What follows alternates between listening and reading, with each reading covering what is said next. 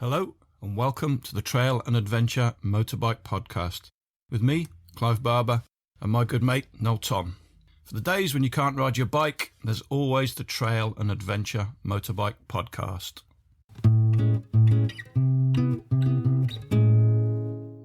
Hello all, welcome back. And welcome back to Neil Gonzalez, who's here to talk us through, I guess it's the second part of his adventures. And this time he's taking us down the east coast route of Africa. This is part one. He talked for so long, we split it into two. So you've got part two to look forward to. All right, let's go on with it.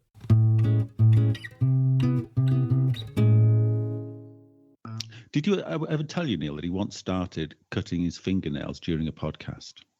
Nice. I tell everyone this story now. Oh, that's really nice. And at the time, somebody was telling a story about being winched out of a helicopter to save a life. and I looked, and there he was, getting a little tiny pair of scissors, and looking down his nose with his short-sighted eyes, cutting his fingernails. That's how relaxed he's become doing this. Yeah. I mean, that's how professional he is. I mean, does that not just tell you, like, he is able to engage in a conversation whilst doing something as great as that? I think we call it multitasking, don't we? Yeah. Bearing in mind, I do this for fucking 5 or 6 hours a day. Well, that's the caveat. That's what I always say to people. But he's not a terrible person. He's just been numbed by a lifetime of Zoom meetings. Yeah. Say what you like about Clive Barber.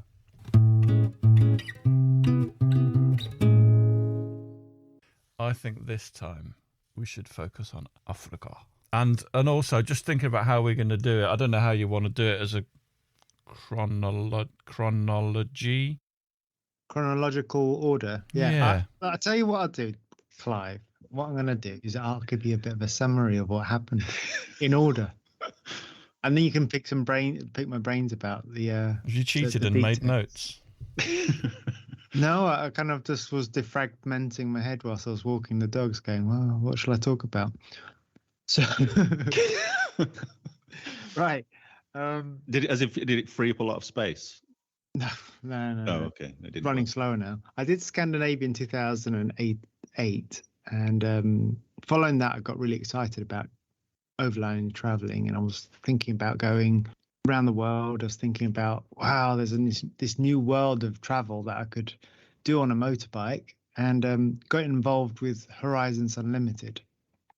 And that's where I met Dan and Ed, which you've had on the podcast.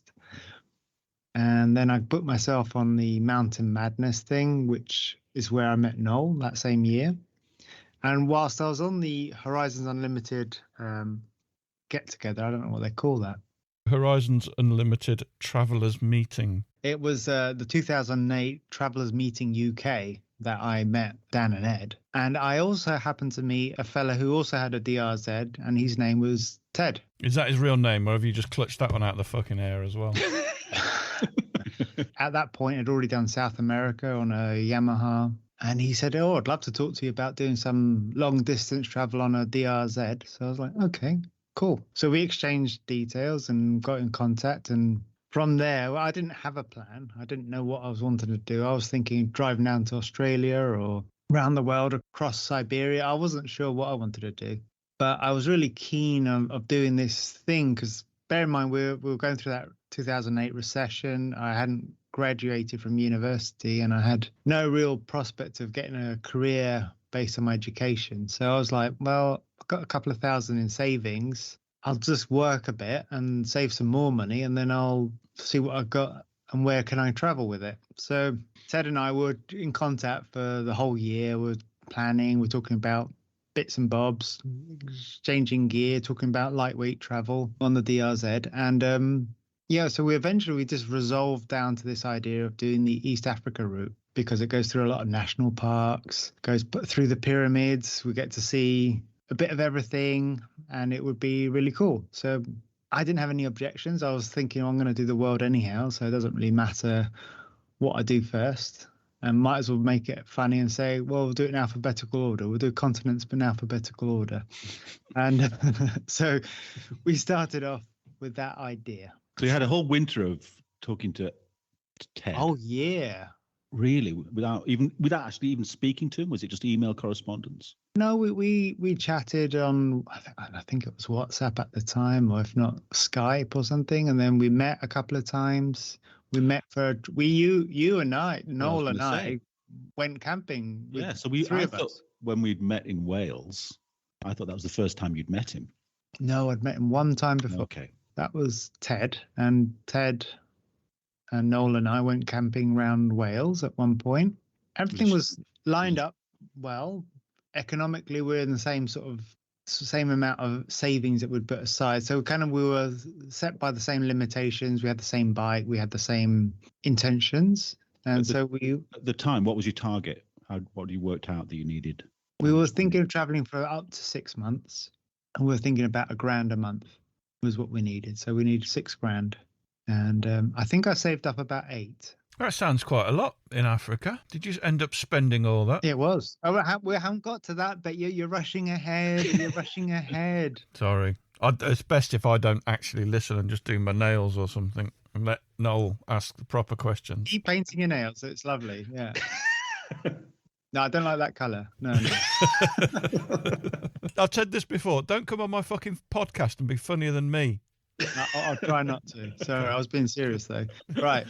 Fast forward a year. And so we set off, we got together, and it was really hugely, it creates a lot of anxiety. Both of us had quit our jobs. We set off. Our route was a bit different to the normal route where most people travel down sort of through Syria. At the time was like through the East Mediterranean route round through Greece, Turkey, Syria and Jordan through there. We were trying to lower the mileage on our bikes and try and see an alternative because everyone seemed at the time, every blog that we'd read up to that point was all about sort of going around that route, and it looked lovely, but we were thinking, well, maybe there's like a ferry or something. What if we could get into Algeria, or what if we could do something different? So we started with the Plymouth to Santander ferry. We got down to Spain, north of Spain. We found a ferry that takes you from Barcelona to Pisa, pretty much in Italy. And then from Pisa to Venice, where there's another ferry that takes you down to Alexandria in Egypt. So through 3 ferries, you've only driven a couple of 100 miles and you've actually crossed Europe. So that was pretty cool. And if you thought about the time or the fuel expense and accommodation expense that you would have incurred if you were to drive it all, you would have found that you'd actually spent about the same as what we spent on the ferry, which was, to be honest, not the greatest experience, but it was fun. Just to you were on your DRZ 400. Yeah. And what was Ted on? The same. We both had the same. He had an S and I had an SM, but I converted it to S. So I took the inverted forks off, put big wheels on, and took it from there, really. Actually, I don't think I did. Yeah, I did change the forks. Yeah, I thought I had doubts there, but yeah, I did change the forks. And so we headed through through Egypt all the way through, and there was I'll give you the synopsis. So we drove through Egypt, Sudan, Ethiopia, Kenya, Tanzania, Malawi, Zambia, Botswana, Namibia, and South Africa. So yeah, we did 9 countries, I think it was, in Africa. Was Somalia fairly unvisitable I wanted in to those Somalia, days? but no one else did, and I don't think Somalia wanted me in there either at the time. I remember seeing on the news that's 2010 when that pirate thing happened with they made a film with Tom Hanks. Yeah, they got Tom Hanks, didn't they? It was amazing that Tom Hanks just happened to get hijacked like that. I know, I couldn't believe it. I was stunned. I was watching the news. I couldn't believe Tom Hanks was on the news. They ended up trading in some typewriters for him. Yeah. Since then, he's become a massive typewriter collector. True story. And you met up with some of the travellers, didn't you, in Egypt? The idea was with Ted and I, we said that we're going to stick together. We're both reliant on each other and we need to support each other through whatever happens. And that was quite important that we had that agreement before we set out.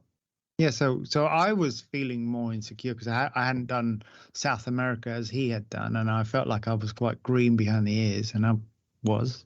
So I was feeling like I might be a bit inadequate in terms of being able to live up to the hard rigor of traveling a long distance in a third world continent, it worked out to be quite the opposite. We've all grown, and I'm a different person from when I set out then, and I'm a different person. I'm sure he is as well. But I'm a fantastic traveling companion. You are. You know, I honestly don't mind waiting 3 hours for you to wake up. No, I mean that genuinely. I can quite happily get up. Are you awake? Are you awake yet? Are you awake yet? That's our trips. Yeah. Are you awake yet? No, it's still dark, so I'm asleep still. Normally on our trips, it's like, right, who wants breakfast? I've got tea, coffee, bacon or sausage. No, leave us alone. Really? No, fucking hell no. He's there, made his own breakfast, sat in his own tent. Anyway, but you know, would Ted presumably, and I'm sure you'll accept this, he will probably tell a different story. Oh, absolutely, and I'm sure of it. And I don't mean I'd rather not avoid the conflict. I was thinking of different ways of talking about this, but sounds silly that if I said I set off on my own and then I met some other people, it would sound disingenuous, and it would be disingenuous. So I was talked out of bringing any tools and talked out of bringing any maps because he'd already packed that with him, because he came down from Liverpool and he already came with all those things. So he said, you bring the cooking stuff and the laptop. Bear in mind, when we decided to part ways in Sudan, I had no maps and I had no tools. Right. Was that how difficult was that conversation at the time? And were both parties relieved, do you think? I think we were relieved. It was still not very comfortable thereafter. And it was a bit like a school ground sort of breakup. We don't talk to each other, you know. But it was a bit awkward in that respect. And you didn't meet each other again in the days afterwards, accidentally or anything? We did travel for another while after that, but we didn't speak to each other for. That's what I mean. It was awful. Let me back up a bit. So I've said that we've been through these countries. So in Egypt, when we got to Cairo, we had to apply for our Sudanese visa, and Sudan was going through its civil war at the time. So they needed you to have an entry visa you needed a visa for Ethiopia. Otherwise, they would deny you a transit visa through Sudan. The problem with Ethiopia is that they wouldn't grant you a visa unless you had an exit visa. An exit route. So you needed entry into Kenya before you could get into Ethiopia, before you could get so you had to do everything backwards. There was a huge delay on my end of getting it. It was a delay anyhow to get the visas, but there was the delay on my end just because they didn't pick up my form. It was all on the same pile. We submitted them the same moment, a bunch of us. So it was 2 Kiwis, which were Cam and Craig, Ted and I, and then we met an English couple called Matt and Kim, who are a couple that they were traveling together on. What's the the Yamahas, weren't they? Were they on Yamaha? No, they're Suzuki 650s. They're DR 650s, yeah, are they? Yeah. So they had a couple of DR 650s. So eventually we were quite a big group, and we were all doing the same route. So we all said we'd travel together for the next period. So it took us about 3 weeks to get the Sudanese visa. So we were 3 weeks in Cairo, and it was quite boring. To be just quite hot, boring. Start in an auberge. You know, you're just not really doing anything. You didn't really want to get the bike out because we had it like under security. You know, the people guarding your bikes pretty much had your bikes wrapped under tarps. I remember you saying it was so hot it was like having a hairdryer on full. That was Aswan. Blasting into your face. But was it? When we got to Aswan, if you opened the visor on your lid, it felt so hot it burnt your skin. And if you wore shorts, it just burnt your skin. So you had to wear trousers. I don't know. It was searing. It was. I've never felt that uncomfortable. Where was it again? Aswan, Damn. in the south of Egypt. Yeah. Sorry, what did he say? Isn't there a famous dam there? Aswan Dam. Aswan Dam. So I got you to say Aswan, and I said dam straight afterwards. Aswan Dam. Pure comedy timing. You should see how he does a split. But yeah, that's another thing. I don't think you realize. Not many people realize who haven't been there, but you cannot get into Sudan without catching another ferry. So we did a lot of ferries. You have to catch a ferry across the dam into Wadi Halfa into Sudan. And that's a 17-hour crossing.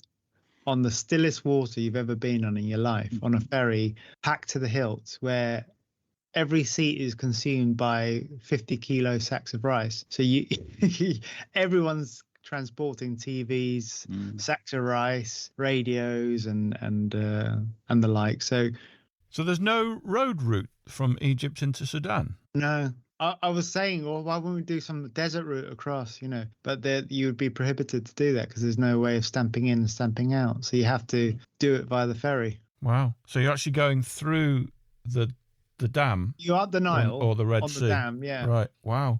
And the water's you don't even know you're on a boat. It's just 17 hours of humming in the dark. Like it's just traveling down the Nile. I think it set off at like 10 o'clock at night. We got there at 6 a.m.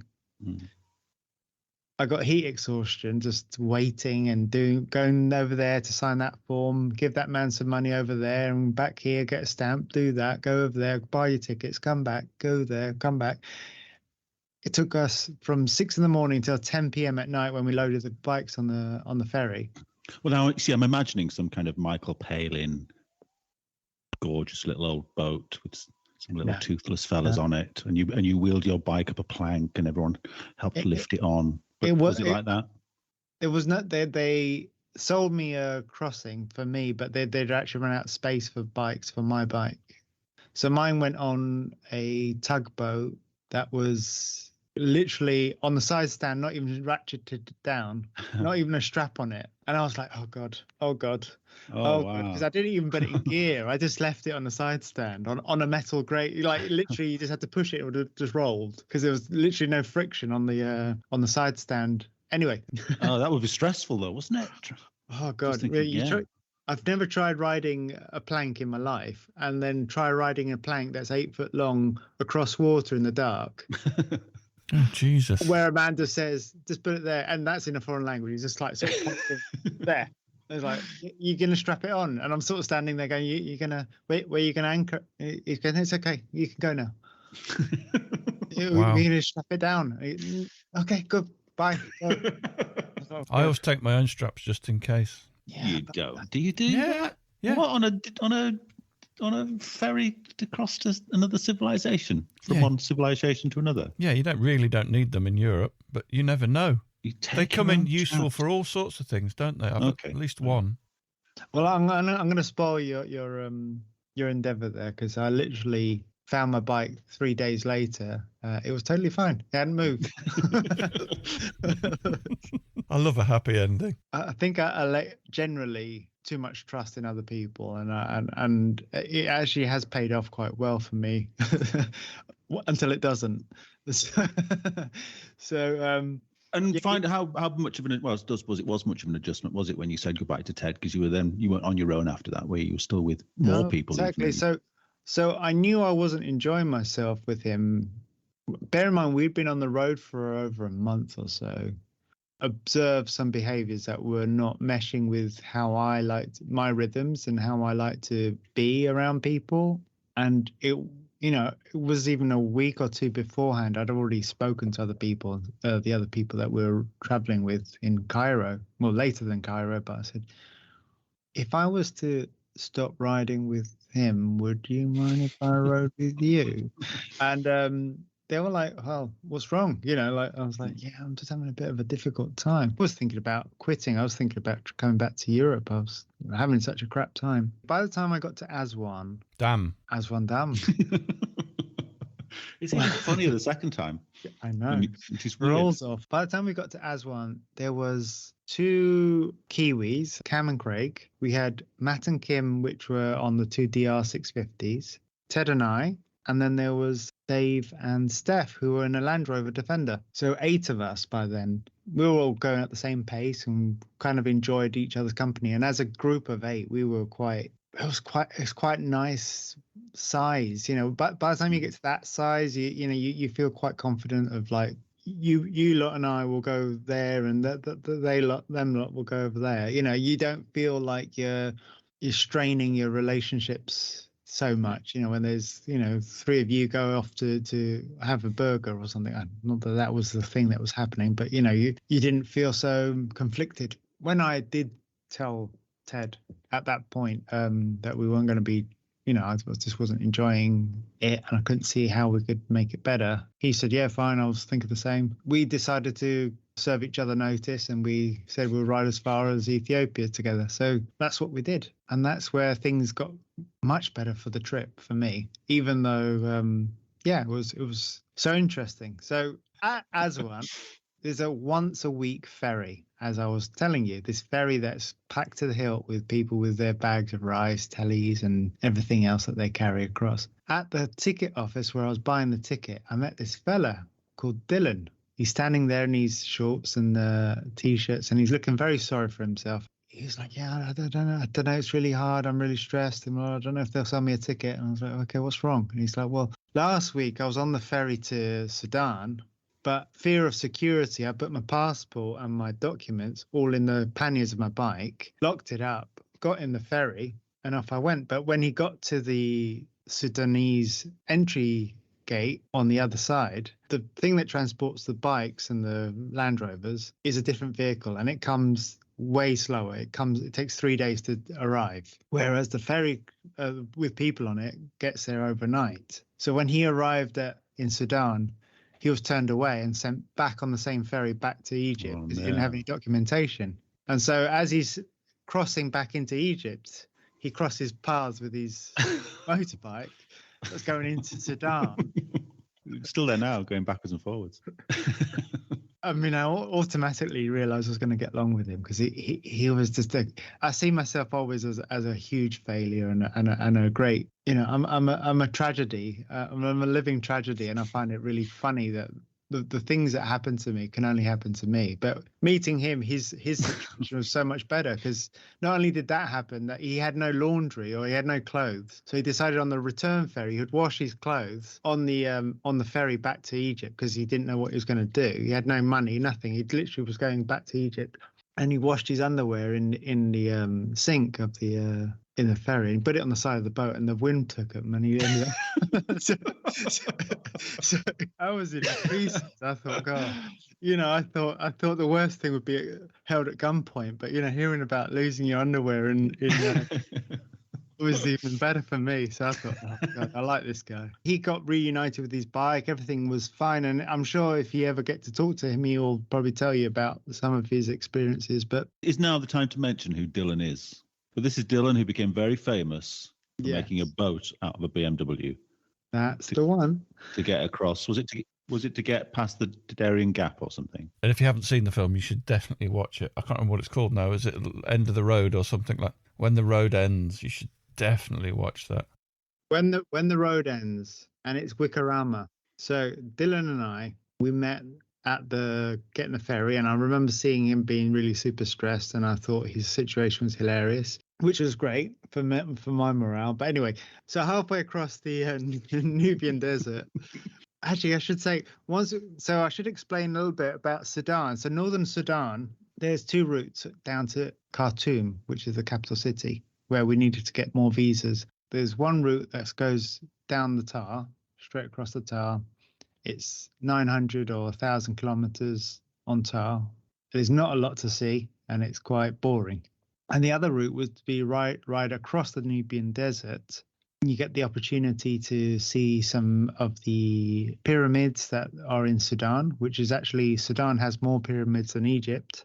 Some rugged riding, 3 days without any civilization across 40 plus degrees temperatures, no water supply, and you're driving on sand.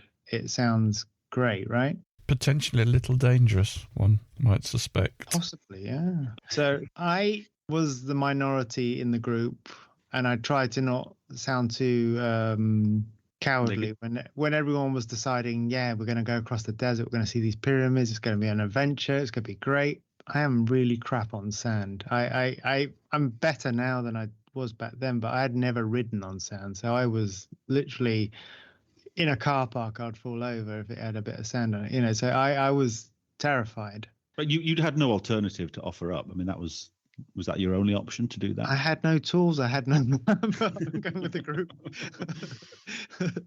It was decided, and thankfully Kim, who's traveling on the DR650 was also very inexperienced on motorbikes and sand and dirt and anything. It's a big, heavy bike for her, and she had ammo boxes converted into panniers, so that was extra weight. And she was, really having an anxious time about whether or not she should be doing the desert. But, I said, we'll be all right. We've got the Land Rover behind us. They'll carry some of our water, so we don't have to carry all the weight ourselves. Off we set.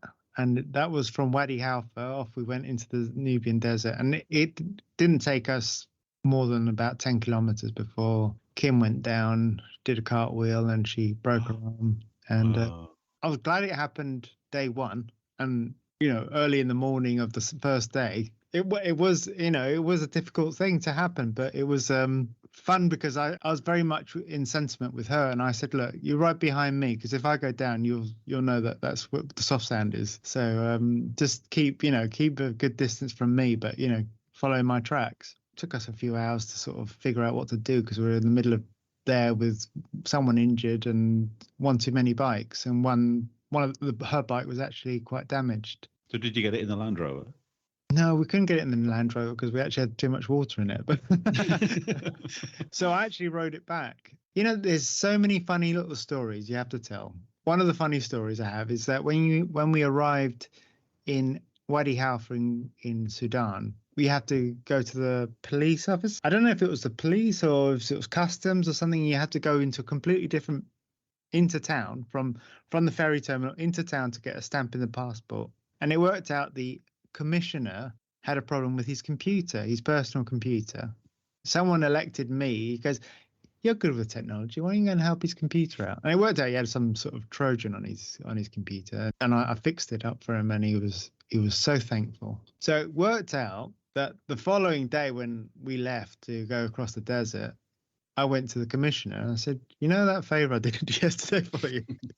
Would you mind sending some fellas out with me to go and pick up this, retrieve this bike? Actually, I think I got on the back of a Hilux, and I went and picked it up and rode it back. But yeah, then we decided to drive down the road from there on in, after they took Kim to the medical center. Well, how did they adjust their trip then to cope with that? We arranged a transporter to transport her broken bike down to Khartoum. That was going down anyhow. And bear in mind that, as I mentioned before, everyone's transporting rice and TV sets in to Wadi Halfa. So there was a shipment of vehicles heading down to the capital city.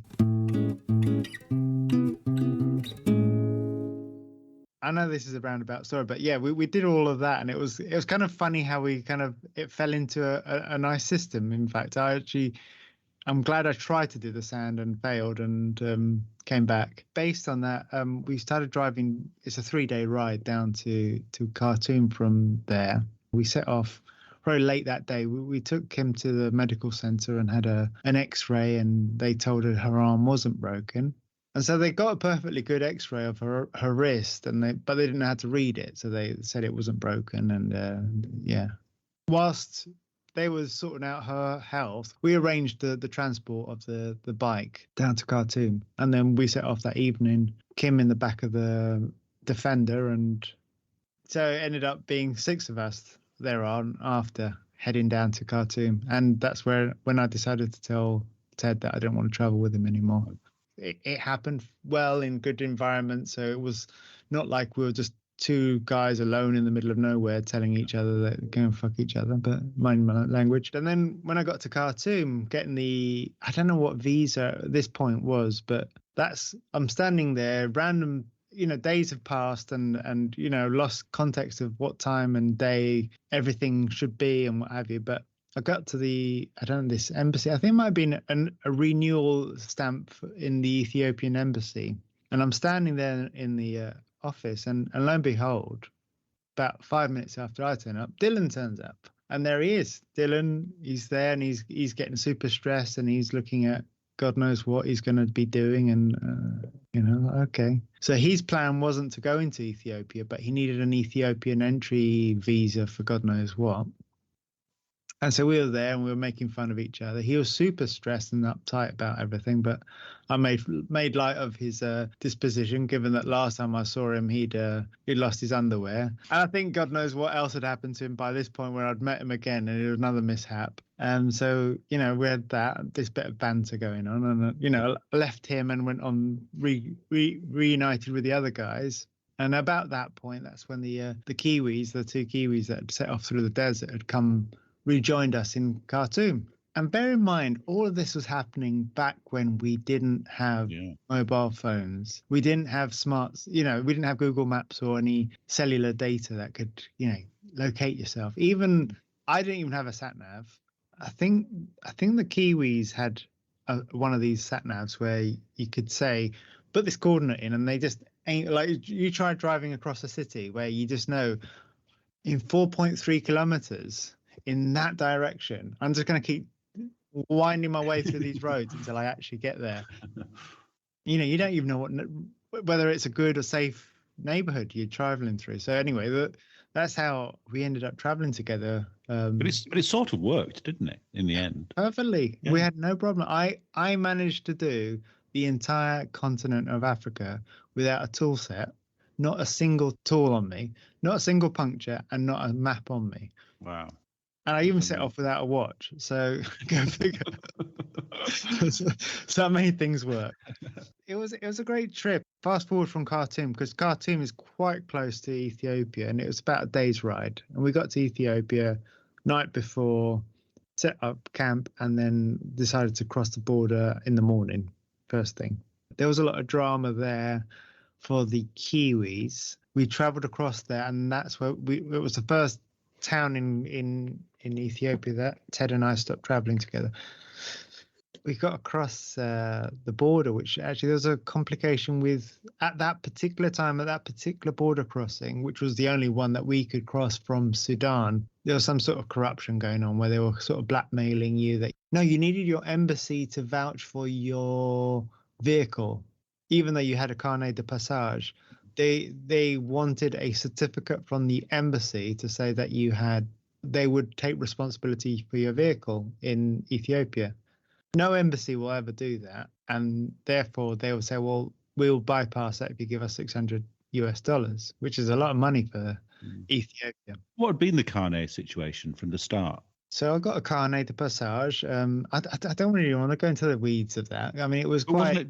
Wasn't this thing that you had to sort of get this, that you had to pay up the value of your bike or something? Yeah, so one thing I will say is that Egypt, which I really don't recommend anyone travel to on a bike or a car or anything, I just don't think it's worth it, requires a 900% or 800% of the value of your vehicle as a guarantee that you won't sell your vehicle in their country. 800%. So if your motorcycle is worth £5,000, you have to spend £40,000 on a carnet. Yes. Who comes up with the value? You have to show the purchase price of the bike that you bought it at. Right. Bloody hell. Thankfully for me, my carnet I've fudged it down to 500, so I would only have to pay.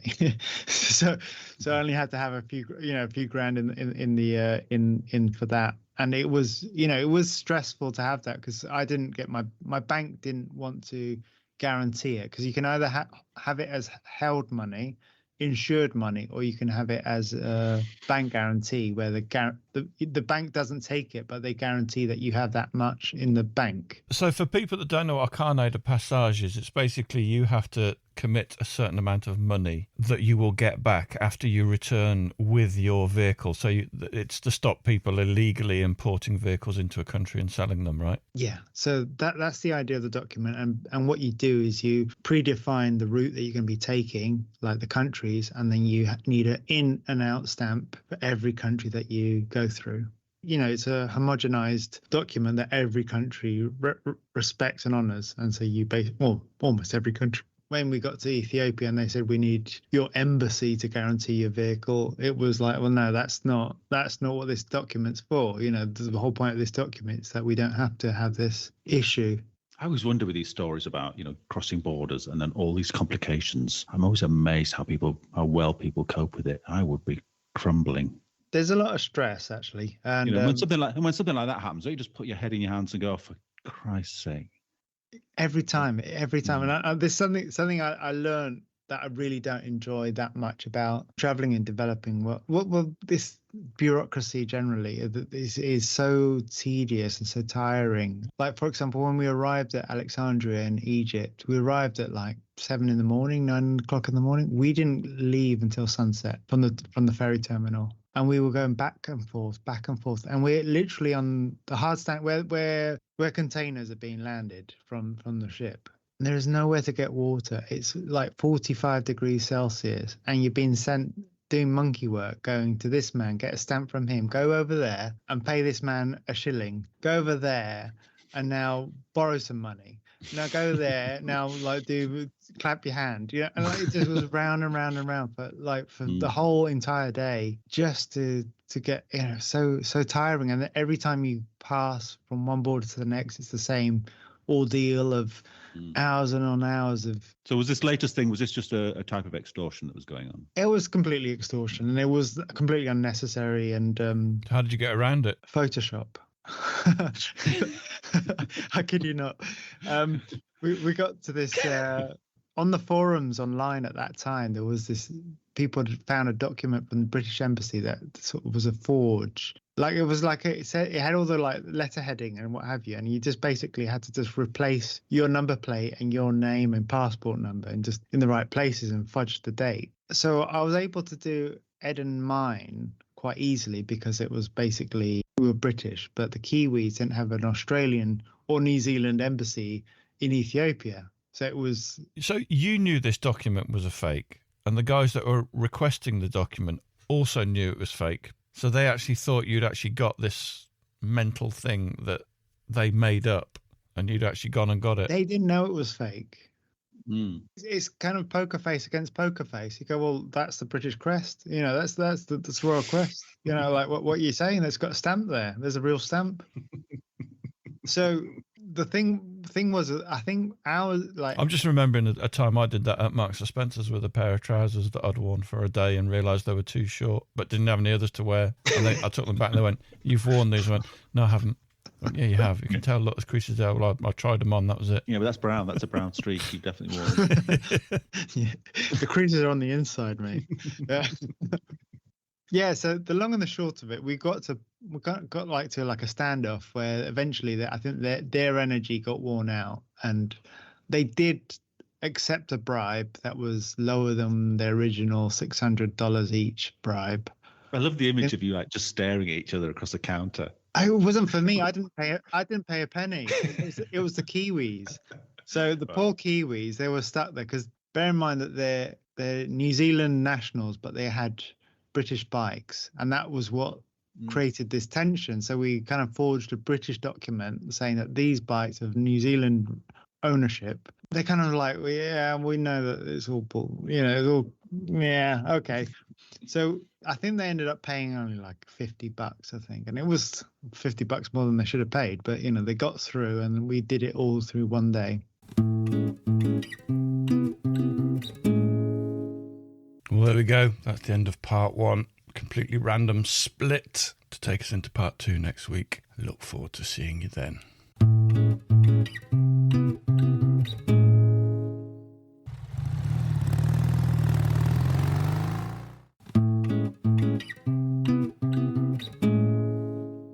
Thanks for listening. We really appreciate your support. Don't forget you can follow us on Facebook and Instagram. And if you really appreciate what we do, you could consider supporting us on Patreon or buy us a coffee. Links are available on our website, which is tampodcast.com, tampodcast.com, where we also have a limited selection of branded stuff. But either way, please keep listening and spreading the word. See you next time.